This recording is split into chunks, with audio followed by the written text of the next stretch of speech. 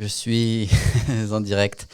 Salut à tous, juste attendre quelques secondes avant de commencer ce direct. En fait, ce qui se passe, c'est qu'aujourd'hui, j'enregistre un podcast et je me suis dit que je vous donnerai un aperçu d'abord du podcast. Et si vous ne savez pas que j'ai un podcast, vous allez sur lepodcastdewill.com, vous retrouvez tous les épisodes du podcast. Et aujourd'hui, en fait, je voulais enregistrer un podcast et je voulais l'enregistrer live parce que je voulais vous permettre à vous aussi de la communauté de pouvoir écouter ce que j'ai à dire parce que c'est très important, surtout que là, je viens de terminer une conversation avec quelqu'un qui est coach, qui cherche à développer son activité. Et c'est une discussion que j'ai eue hier soir avec ma femme. Et j'ai jamais partagé cette histoire. L'histoire que je m'apprête à partager avec vous maintenant, je ne l'ai jamais partagée avant parce que c'est ma vie personnelle. Mais je pense que j'espère en tout cas que ce que je vais dire, ça peut permettre à certains d'entre vous de réaliser ce dans quoi vous vous embarquez lorsque vous cherchez, si c'est le cas, à développer votre activité, notamment sur Internet, parce que c'est là aussi où je me suis spécialisé. Avant toute chose, si vous regardez en live, surtout n'hésitez pas, mettez-moi un hashtag live ou faites-moi savoir d'où vous venez, dites-moi juste salut William, je vous entends bien ou je t'entends bien ou dites-moi juste, si vous êtes en replay, ben dites-moi à quelle heure vous vous connectez, d'où est-ce que vous vous connectez, pourquoi est-ce que vous n'étiez pas sur le live, qu'est-ce que vous faisiez, peut-être que vous étiez en train de travailler, vous étiez peut-être avec des clients, juste interagissez dans les commentaires, comme ça moi ça me permet aussi de savoir d'où vous venez, ce que vous faites, etc. Ok ? Donc, je ne sais même plus comment j'ai intitulé cette vidéo, mais ce contenu, mais au final, c'est le suivant. D'accord ? Pour ceux qui vont regarder en replay, qui vont regarder soit sur le blog, qui vont écouter, ce contenu, je le fais en direct dans la communauté. Si vous ne faites pas encore partie de la communauté, vous allez sur plusdeclients.com/communauté et vous intégrez la communauté. Vous pouvez poser des questions, récupérer des ressources gratuites, tout ce que je partage, que je donne bien volontiers pour vous aider à créer votre offre premium et obtenir de meilleurs clients, meilleurs positionnements, tout ça sur Internet. D'accord ? Donc, vous allez sur plusdeclients.com/communauté, vous rentrez dans la communauté. D'ailleurs, je ne pense pas que cette vidéo, je vais la partager autre part, juste l'audio sur le podcast, parce que c'est une histoire un peu personnelle que je vais partager. J'espère vraiment que ça va vous aider, en tout cas certains d'entre vous.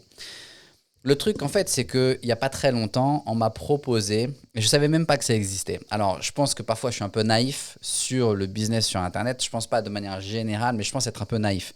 Parce que ce n'est pas comme ça que je fonctionne. Il n'y a pas très longtemps, on m'a proposé de payer pour pouvoir enregistrer de faux témoignages. Parce qu'on sait que sur Internet, la preuve sociale, c'est vrai que c'est très important. Et moi, j'ai toujours, si vous allez sur plusdeclients.com/témoignages, vous voyez tous les témoignages. Ce sont des vrais témoignages, ce ne sont pas des témoignages que j'ai payés, de faux clients. Ce ne sont pas des témoignages de clients qui ont fait un lancement, puis après ils se sont écrasés, parce que bien souvent c'est ça.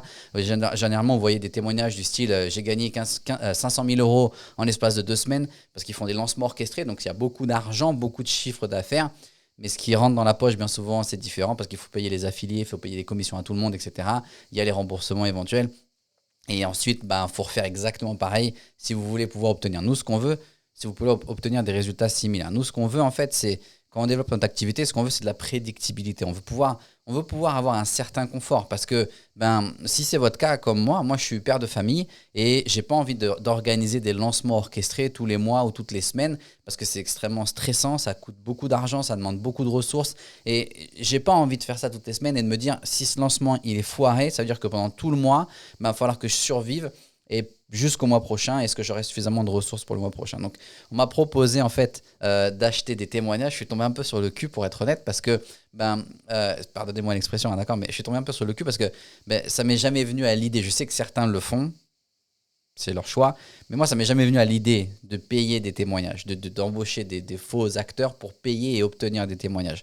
C'est tellement facile lorsque vous avez une bonne offre, un bon message, d'obtenir volontiers des témoignages, des retours de vos clients. Pourquoi aller payer quelqu'un pour monter quelque chose de faux, pour ensuite aller mettre ça sur Internet, faire miroiter aux yeux de tout le monde des solutions magiques pour au final ne pas obtenir de résultats parce que c'était trop difficile. Voilà le sujet de la vidéo d'aujourd'hui, c'est ça, d'accord, ou du contenu d'aujourd'hui si vous écoutez sur le podcast. C'est le problème avec l'entrepreneuriat. Pourquoi est-ce que vous n'obtenez pas de résultats? Pourquoi est-ce que vous faites fausse route? Pourquoi est-ce que c'est votre faute à vous, d'accord? C'est la faute de personne d'autre.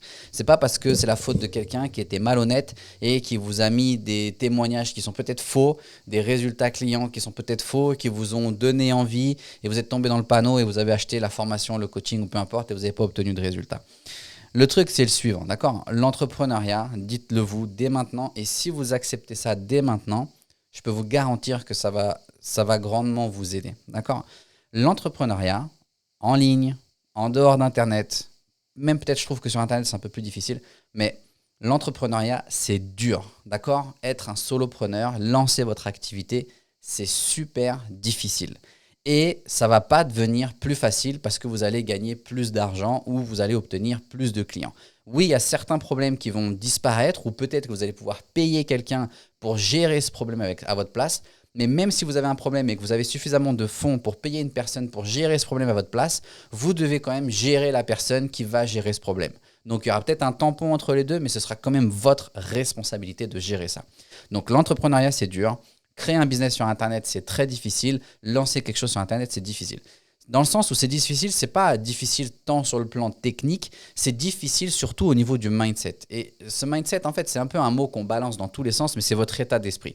C'est très difficile.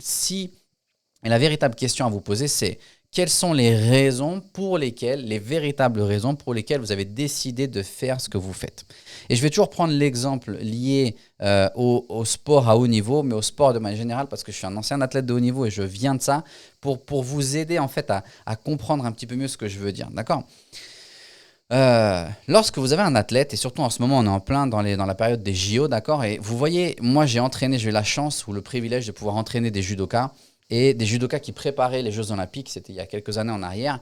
Et quand on voit, moi je viens d'un sport en fait où on a des compétitions tout le temps, les championnats c'est tous les ans, c'est toutes les semaines, etc. Donc c'est différent. Mais quand on prend un judoka ou n'importe quel athlète olympique, son sport n'existe quasiment que via les compétitions olympiques, c'est extrêmement difficile parce que vous avez quelqu'un qui va quasiment tout sacrifier pendant, je sais pas, 4 ans voire plus pour préparer une compétition, un judoka, et pendant une compétition, il aura seulement quelques minutes pour prouver qu'il est le meilleur et qu'il mérite, et que tous les sacrifices qu'il aura fait pendant ces 4 ans de préparation, eh ben, ça en valait la peine et il s'est suffisamment entraîné avec de bonne manière pour mériter la médaille lors d'une compétition olympique. D'accord ? Et lorsqu'un athlète donc il se décide de se lancer dans cette compétition olympique, il décide de se lancer là-dedans, il part pas avec un mindset en se disant je vais y aller, d'accord, je vais me préparer, puis on verra bien en cours de route ce qui va se passer. Non, il sait pourquoi est-ce qu'il rentre dans ce qu'il rentre. Il sait que ça va être difficile parce qu'il y a des gens avant lui qui l'ont fait, qui lui ont dit que c'était difficile, mais que ça en valait le coup quand même, qu'il allait obtenir une certaine satisfaction, une certaine notoriété. Et donc, il sait pourquoi il fait ce qu'il fait et pourquoi il rentre dans ce qu'il rentre, d'accord ?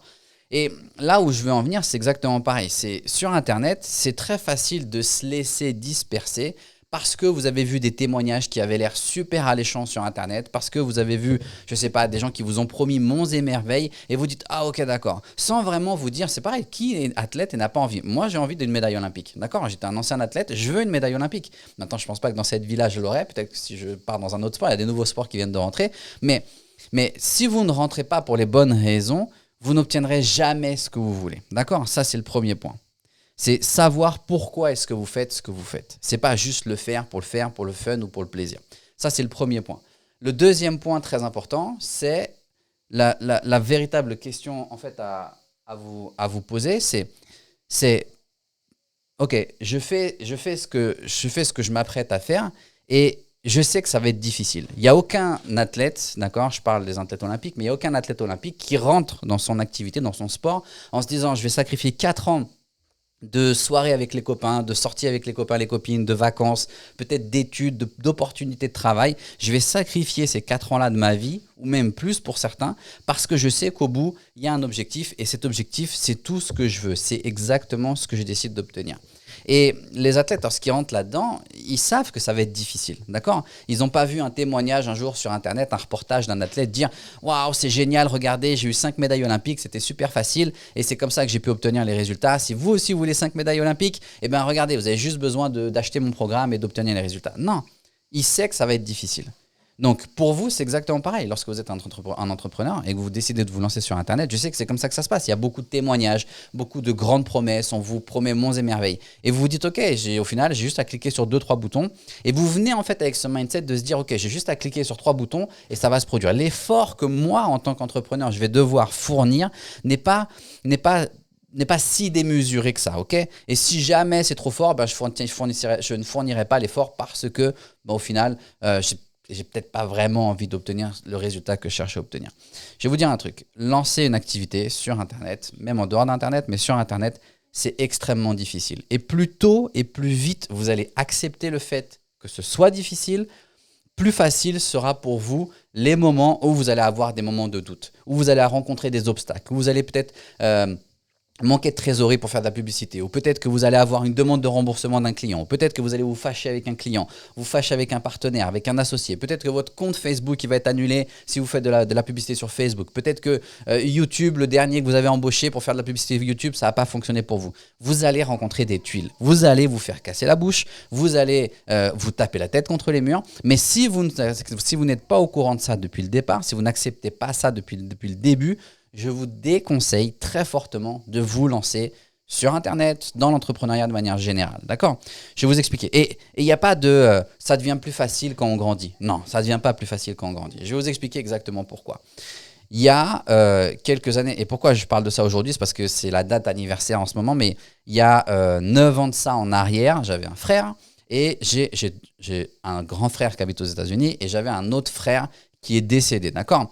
Et c'est moi qui l'ai découvert, c'était une situation très difficile à gérer, d'accord? Et il a fallu que je gère ça avec ma mère, que je prépare ma mère, la perte d'un enfant, je vous souhaite à personne. Moi aujourd'hui j'ai 2 enfants et je souhaite que jamais de la vie ça arrive à qui que ce soit. Malheureusement, la vie fait que parfois des événements tragiques se produisent, d'accord? Donc j'ai perdu un frère. Et c'était un demi-frère, c'était le fils de ma mère, c'était mon demi-frère. Et donc, ça a été excessivement difficile pour ma mère, on peut l'imaginer, de gérer la perte d'un enfant. Et j'étais tout seul à gérer ça avec elle parce que mon autre frère, au final, était à l'étranger. Et donc, il y a une chose, en fait, qu'il faut comprendre par rapport à ça, c'est quand on perd un enfant, d'accord, on perd un être cher, ça ne devient pas plus facile avec le temps. C'est pas parce que ça fait 10 ans que c'est plus facile d'accepter la disparition ou le manque d'un être cher. D'accord? La seule chose qui va faire que vous allez pouvoir continuer au final à avancer, à vivre votre vie et à continuer à progresser au final, c'est juste accepter que ça va être difficile. Et que ça va être difficile jusqu'à la fin de vos jours. Que vous allez emmener cette douleur jusque dans votre tombe, jusqu'au jour où vous arrêterez vous-même de vivre. Il n'y a pas d'autre solution. C'est pas juste avec le temps ou une pilule miracle ou avec 3, 4, 5 conseils ou des séances de thérapie. Ça peut vous aider à vous faire lever le matin, ça peut vous aider à vous rester motivé sur des jours comme là, c'est la date anniversaire, ou des jours où ce sont plus difficiles que les autres, mais c'est difficile. Et ce sera difficile jusqu'au bout. Et je ne veux pas dire que l'entrepreneuriat, ça se compare avec la perte d'un être cher, loin de là. Mais ce que je veux dire, en fait, c'est que lorsque vous vous lancez dans l'entrepreneuriat, c'est exactement pareil. Ce sera difficile et ça va être difficile jusqu'au jour où vous allez vendre ou arrêter votre activité. D'accord? Donc, là, je discute avec quelqu'un. Pourquoi est-ce que je vous raconte tout ça? Parce que là, je discute avec quelqu'un qui hésite à savoir est-ce qu'elle travaille avec moi, est-ce qu'elle rejoint mon programme, etc. Le mien ou celui de quelqu'un d'autre, c'est pas ça le problème. Et quand je discute avec cette personne, je note un gros manque de maturité et surtout de fausses illusions, de se dire ok, je lui pose la question, je dis mais attends, pourquoi tu t'es pas fait aider par les autres puisqu'ils t'ont promis, ils t'ont montré que ça fonctionnait, ils ont obtenu des résultats. Sous réserve que les témoignages ne soient pas des faux témoignages, d'accord? Mais ils t'ont montré des témoignages, ils t'ont montré des résultats. Pourquoi est-ce que tu n'es pas allé travailler avec ces personnes-là? Pourquoi est-ce que tu n'es pas allé avec eux? Et la question elle me dit, je sais pas, c'était le problème, c'était trop cher. Je dis non, c'était pas trop cher. Je dis parce que si ils t'obtiennent les résultats qu'ils te promettent, tu as juste un investissement initial à faire, mais au bout du premier mois ou des premières semaines, ton investissement initial, il est remboursé. Donc, il est où le problème? Le véritable problème, c'est pas c'est trop cher, c'est est-ce que j'ai suffisamment confiance en moi, en mes capacités pour mettre en application leur système et obtenir des résultats. Et donc, quand je lui pose la question, elle me dit non, mais ça dépend de l'effort que ça va fournir. Mais comment ça dépend de l'effort que je vais devoir fournir? Il n'y a pas de ça dépend. Si je veux atteindre mon objectif financier, admettons que ce soit 10 000 euros par mois, il n'y a pas de ça va dépendre de l'objectif ou de l'effort que ça va me demander. Mais c'est pas comme ça que ça marche, d'accord? C'est fournir l'effort. Et ensuite, tu seras rémunéré. C'est pas rémunérez-moi et après, je vais fournir l'effort. C'est pas un médaille olympique, c'est pas donnez-moi la médaille et puis après, j'irai m'entraîner pendant 10 ans pour ensuite pouvoir mériter la médaille. D'accord? Donc, c'est ça le gros problème, ce que je vois. Donc, c'est ne pas accepter qu'il faut fournir des efforts, ne pas accepter que c'est difficile. Je sais qu'on a souvent tendance sur Internet à idolâtrer l'entrepreneuriat, la liberté que vient avec l'entrepreneuriat. Vous savez, je ne connais pas un seul entrepreneur sur Internet qui soit 100% libre. Ça veut dire, OK, je peux me retirer de mon activité et elle va continuer à tourner. Soit il faut créer du contenu, soit il faut s'occuper des clients, soit il faut faire du coaching. Mais ça donne une certaine liberté, mais il y a toujours un effort à fournir, d'accord? Et donc, quand je vois des réactions comme ça, pour moi, en fait, c'est juste… je ne veux pas transformer ça en coup de gueule, d'accord? Mais c'est juste, ça montre à quel point le marché il est immature. Ou en tout cas, peut-être certaines personnes qui prennent contact avec moi, parce que ce n'est pas tout le monde, Dieu merci, toutes les personnes que j'ai au téléphone ne sont pas comme ça. Mais ça montre qu'il y a quand même une certaine immaturité. Et surtout, ça montre que les gens ne sont pas prêts à souffrir pour obtenir ce qu'ils veulent réellement obtenir. Je ne sais pas si cet autofocus il marche pas. Les gens ne sont pas prêts à souffrir réellement pour obtenir ce qu'ils veulent obtenir. Parce que ils se laissent avoir, parce qu'ils ne savent pas ce qu'ils veulent, ils se laissent avoir par des fausses promesses ou par des faux témoignages, de se dire « Ok, ça va être facile, il y a juste besoin de cliquer sur 3-4 boutons ». Quand je vois et qu'on me dit « Ça dépend de l'effort que je vais devoir fournir pour obtenir les résultats », mais tu te dis « Mais attends, le coach en question ou celui qui t'a promis là, les résultats, il t'a jamais dit viens travailler avec moi. Il te dit voilà, moi ça fonctionne, ça marche comme ça, maintenant c'est à toi de fournir le travail. D'accord ? Donc voilà ce que je voulais dire. Voilà pourquoi j'ai fait ce petit parallèle avec un peu mon histoire personnelle, de dire c'est difficile. Il y a des jours où c'est plus facile que d'autres jours, d'accord ? Mais c'est juste, il faut accepter que c'est difficile, ça va être difficile jusqu'au bout. C'est pas juste avec le temps, ce sera plus facile. Vous aurez peut-être de meilleurs réflexes, vous serez peut-être un peu plus rapide à prendre des décisions, certes, mais ça reste difficile. Donc, sachez pourquoi vous rentrez là-dedans. Et pour éviter justement que ce soit trop difficile ou que ces difficultés vous empêchent d'avancer, c'est là l'intérêt de vous faire accompagner, l'importance d'avoir quelqu'un qui soit l'a déjà fait pour lui, l'a déjà fait pour les autres et est capable de vous aider, de vous guider par rapport à votre objectif. OK ? Voilà ce que je voulais partager avec vous. Merci encore une fois d'avoir écouté, d'avoir participé. Si vous voulez en savoir un peu plus, vous pouvez aller sur plusdeclients.com. Il y a un blog, il y a beaucoup d'informations. Vous pouvez prendre rendez-vous avec moi. Il y a beaucoup de contenu gratuit. Il y a une communauté. Vous trouverez tout ça sur plusdeclients.com. OK ? En attendant, je vous dis merci et je vous dis aussi à la prochaine.